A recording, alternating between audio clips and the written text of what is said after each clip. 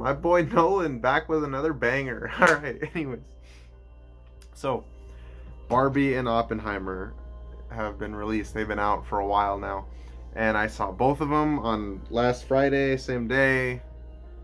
I was out of town, so I couldn't make a review, but now I'm here. But I saw them on the same day, Friday, July 21st, 2023. Magical day, wonderful. Instead of going outside and meeting people, I spent the whole day in a theater with a bunch of strangers watching Oppenheimer and Barbie. So, anyways, yeah, I saw both of them in the same day, not because of the meme, but because I literally had to. It was the only day I could see the movies before I went out of town, so I had to see them. I saw Oppenheimer at 11 in the morning, went home, ate a sandwich, drove back, watched Barbie at 4 o'clock. So we're going to talk about Oppenheimer first because I saw it first. So, Oppenheimer. Man, my hair looks like shit. I love it. Anyways, so Oppenheimer is Nolan's newest movie. Christopher Nolan, one of the... Listen, I'm not a huge Nolan fan. I don't dislike him. I don't love a lot of his movies. I enjoy them. I like The Dark Knight. You know, Dunkirk is really well done. I've never seen Inception, actually. I know, I'm not a real film fan. I've never seen Inception. But I don't like all of his movies. I don't really like Dark Knight Rises. I'm not really super into Interstellar. Didn't really care much for Tenet. Yeah, I don't know. I think his movies are well made. I never think his writing is all that strong. Although I've never seen Inception. Apparently the movie's really good. But I just never think that his storytelling is on the level as his directing. It's kind of the same problem I have with Tarantino. I think Tarantino's a great director, but I think Tarantino stopped being a good storyteller or a great storyteller a while ago. We'll get to that when Tarantino's next movie comes out, I guess. But as for Nolan, despite my gripes with him, I will say that he is one of the most talented filmmakers working today, and the guy clearly knows what he's doing. He knows how to make movies, and goddamn, this movie was good. It was really good. It's 3 hours long, but I never felt it. I mean, the movie is super fast-paced in its editing. Like, scenes in this movie last, like 30 seconds each, and then it moves on to the next thing. But it didn't feel like Elvis, where it felt like a highlight reel. It actually felt like a movie, you know? And I'm glad it felt like a fucking movie, you know? Cillian Murphy was great. He plays J. Robert Oppenheimer so well. He has charisma. He's likable, but not in a movie character way. He still feels like a real person because he was a real person. He doesn't feel like, I don't know, like an MCU, like a modern MCU character where they're just a joke machine and they have nothing beyond that. He actually feels like a character, but I don't know. It's hard to explain. I guess. What the fuck am I even talking about? Okay. I needed to gather my thoughts. Okay. So Cillian Murphy is great in this movie. He's in basically like almost every scene, and he is terrific. There are scenes where he literally has to like act with his eyes, and that's it, and he does so well. A lot of the latter half of the movie, which is about the aftermath of the bomb and the damage it caused, it's on his shoulders.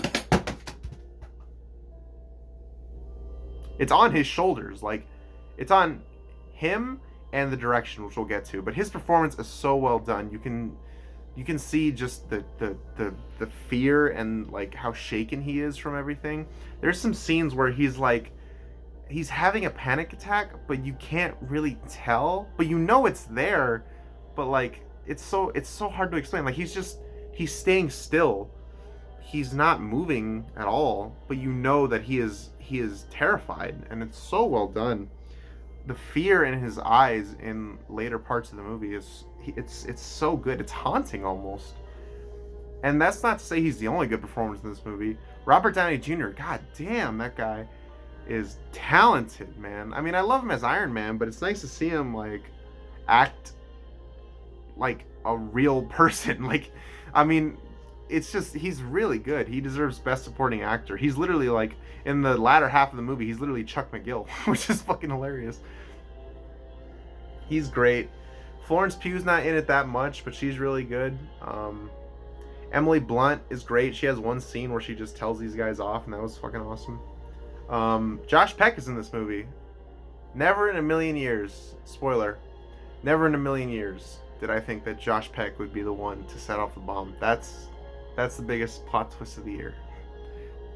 Did not expect that.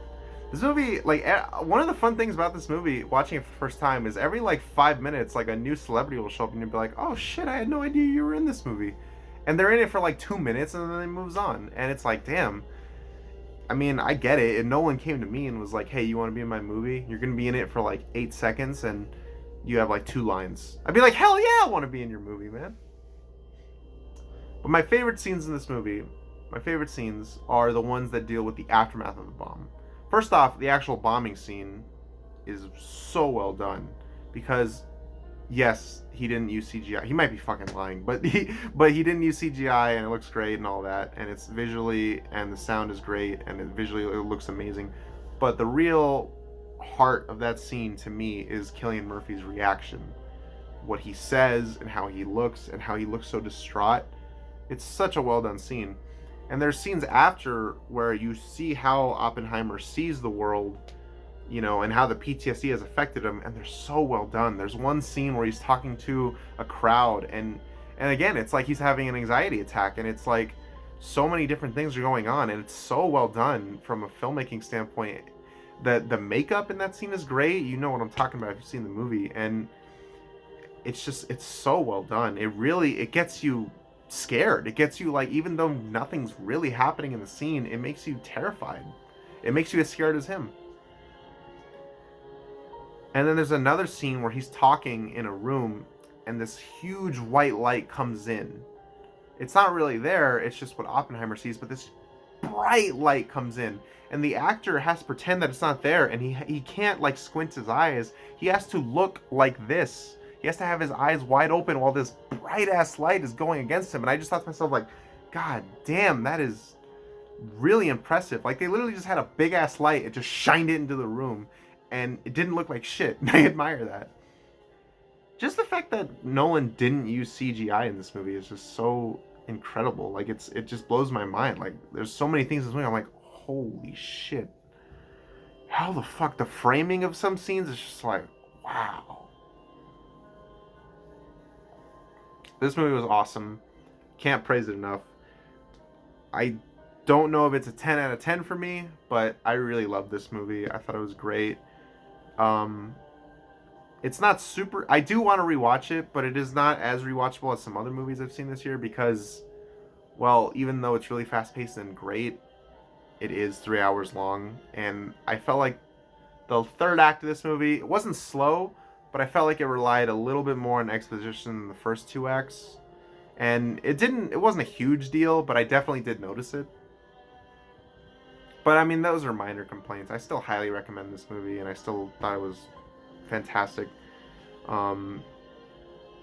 Yeah, and I'm glad I saw it first, because if I saw it second, that would have ruined my fucking day. I saw Barbie second because I wanted a happy ending to my day.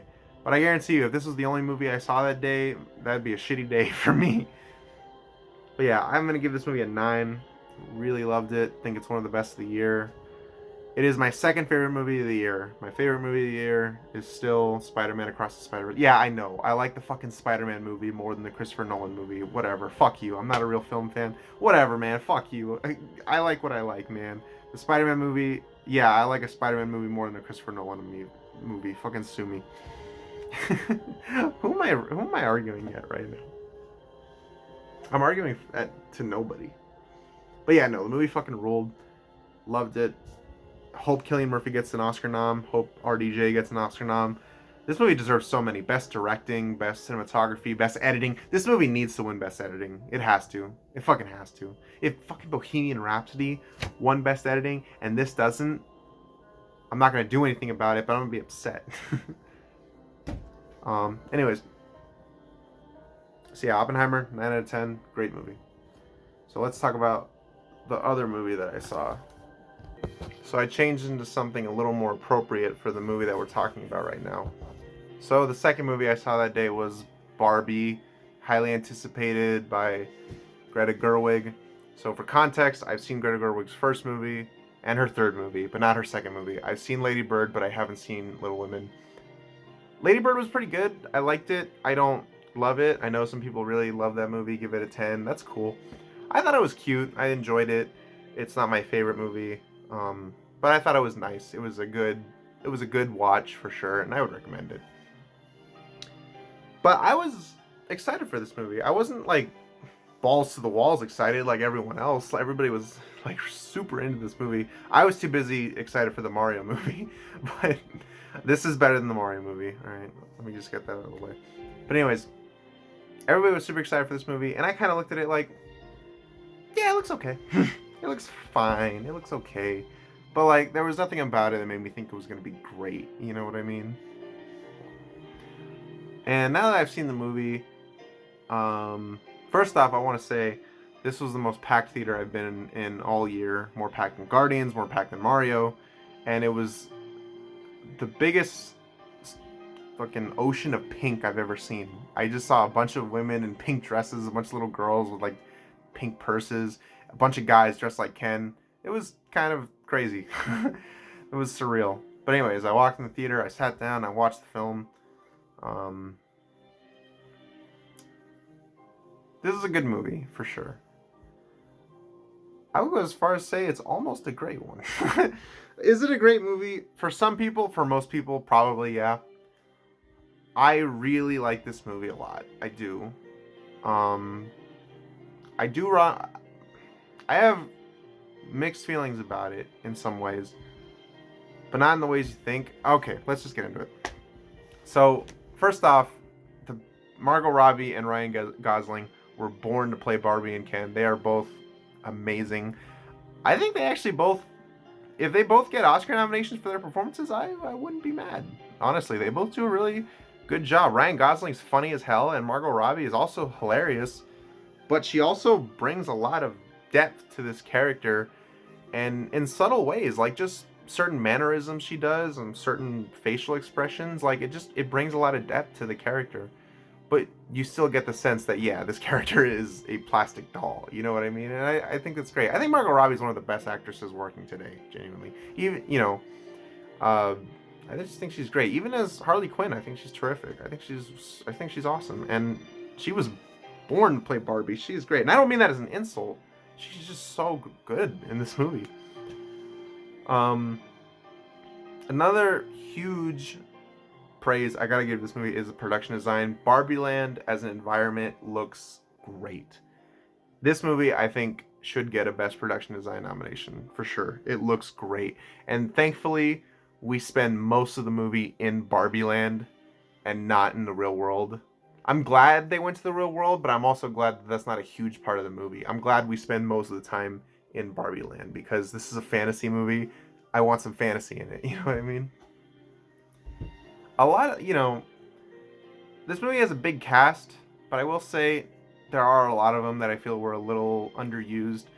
Michael Cera as Alan, I really loved. I wish he had more to do, but for what they used, like for the time he was in it, he was really great. I just wish he had more. And maybe that's not a huge complaint. Maybe it's just like a compliment to the movie that you want to see more of this character. But Alan was great. Loved him. People were complaining about Will Ferrell in this movie, saying his character was pointless to the story and he wasn't funny. And pointless to the story, maybe, sure. But I don't know. I liked him. I thought he was funny. It was nice to see Will Ferrell just, be goofy and silly and fucking, I liked him. It was funny. The chase scene, that was the funniest shit. I don't get that. And this movie it just has so much energy to it. It's funny, it's fast paced, it's well edited. The songs are great, and it has emotion to it. Like probably the best scene in the movie. There's a scene where Barbie is just on a bench and she's just sitting there and she has her eyes closed. She opens her eyes and she sees the world around her and she sees the good parts and the bad parts. She sees a couple arguing. And she sees a man looking in great distress, but she also sees some good things. She sees, children playing in a park. She sees an older woman next to her, and she tells her that she looks beautiful. She realizes that everybody ages. And there's something about aging that I've always found very beautiful. Even if people don't age gracefully or whatever, I've always thought aging was a beautiful thing. And I really like that scene a lot when she tells her, "You look beautiful." That's a really great scene. Probably the best one in the movie. And without spoiling anything, the last scene in the movie, not the last scene, but like the emotional climax of the film, is pretty well done. It's good. It made my whole theater cry. My whole theater was fucking bawling their eyes out, and I was just kind of like, all right, this is kind of going on for a long time. No, I didn't think that. I was just like, all right, yeah, this is a good scene. Well done. And okay, I don't like talking about this when it comes to movies because it's not fun and it brings negativity. But I feel like I have to talk about it with this one because it's a big part of the movie, and I'd feel dishonest if I wasn't talking about it. But there is a lot of talk about the patriarchy, how women are treated, how women are perceived versus how men are perceived, you know, social dynamics between men and women. And I remember I saw a lot of people online being like, I thought this was a Barbie movie. Why the fuck are they talking about this? Barbie is a woke movie? And then I was like, yeah, no shit. Of course it's gonna be a fucking... Of course this movie's gonna talk about these things. It'd honestly be weird if it didn't. And a lot of people said, this movie's anti-men. This movie hates men. No, it doesn't. This movie actually has a very great message for men, which, without spoiling the story, the message for men is you shouldn't change yourself for anything. You shouldn't change who you are for other men, for women that you love. You should just be yourself. You shouldn't try and put yourself... You shouldn't try to be something you're not just because you're a man and you have to fulfill these roles that society gives you. You know, like, you are good enough on your own, and you should just embrace who you are. That's a great message, you know? And this movie also has a great message for women as well, which is, it's okay to not always know what you want to do with your life, and it's okay to be flawed. It's okay to not be perfect all the time. As long as you do your best, that's what matters. Just always do your best and always do what you can for the people you love and for yourself. So I think in that sense, this movie works for basically everyone. I think anybody can get a really good message out of this. This is not an anti-men movie. It's not. It's not. Like, fucking watch the movie, Ben Shapiro. You're a fucking idiot. Like, I don't know. I guess if I did have any complaints with this movie, it is that near the third act, I found it to get a little clunky. Like, the storytelling, like, for a while Barbie kind of takes a back seat and it focuses a lot on Ken, and after a while I kind of forgot Barbie was in the movie. I was like, oh shit, Barbie, hey, I forgot you were here. And then the Kens like sort of go into this war, and I thought that part of the movie, I'm like, I don't know, I thought it kind of went on too long. Like, I could have cut that a little. It felt like it didn't need to be there. But this is the kind of movie where, like, I don't, you know, it's a Barbie movie. You need to embrace that. You need to embrace what it is, and if you do, you'll have a great time. I was having a great time with the dance numbers and the visuals and the direction, the cameos and the humor. I really like this movie a lot, and I would give it an 8 out of 10, 4 out of 5 stars on Letterboxd. I think this is probably my third favorite movie of the year. Probably. The direction is great. I think Greta Gerwig should be in the conversation for Best Director, actually. I think she's a super good director, and it really makes me want to rewatch Lady Bird, and it makes me want to watch Little Women. And you know what? One thing about this movie that I haven't felt with a lot of other movies besides Spider-Verse and Oppenheimer is I really want to rewatch it. Like, I really want to go out and see this movie again. And I don't feel that way with movies a lot of the time. You know, I really have this itch to just go see it again. You know? And I don't get that with a lot of movies, so I appreciate that. I love the first 30 minutes of this movie a lot. Like, in Barbie Land, when they introduce everything and they show Margot Robbie's opening routine, or her morning routine, and they have that big dance number at Barbie's house with that Dua Lipa song playing. I was so into it. I was like, this is the fucking movie of the year. People cried at this movie. Again, I'm a cold-hearted bastard. I didn't cry, but I was like, this is nice. This is cute. You know? God, my fucking hair. But I really like this movie. I think as a story, I think the biggest issue with it is just the story. Not that it's bad. I just think it could have been tightened. I could have been. It feels a little clunky in a lot of areas. I think it could have been more well done. I guess like it could have just been tighter. You know, like I feel like there were a lot of subplots in this movie, and I feel like some things should have gotten more focused. Like there's this mother daughter thing that goes on, and I kind of wish we got more into that. America Ferrera is really good in this movie though. She's really good. She's actually a standout, I think. I think she's honestly the third best performance in the movie behind Margot Robbie and Ryan Gosling. And she has this speech that is super great. She has this really good speech near the middle of the movie. But I would have liked to see a little more on that, on the mother-daughter relationship, and having the doll from the mother and daughter's, like, you know, past when the daughter was younger, have her come to the real world and have them help them reconnect their relationship. That's a great idea for a movie. I mean, it's already a movie, but you know, I think they could have delved into that more, and I would have liked that. You know, for what it was well done in the movie, whatever. But you know, I would have liked a little more. But hey, you know, for what it is, this is a really fun movie. I had a lot of fun with it. I think it's one of the funniest movies of the year. The Depression Barbie is the funniest shit I've ever seen. And I just had a really good time. It's just a really good movie. It has a really good message. Normally I don't judge movies for like their messages, but I really like the message that this movie gives for men and women because it's like different, you know. Like I really like this movie. I like it a lot. And I would definitely watch it again. I'll definitely buy it. And yeah. So that's Barbie and Oppenheimer. Two really good movies. I'm glad I saw them and I'm glad I got to review them. So yeah, Barbie and Oppenheimer are two bangers. What's next? Fucking Haunted Mansion. Fuck.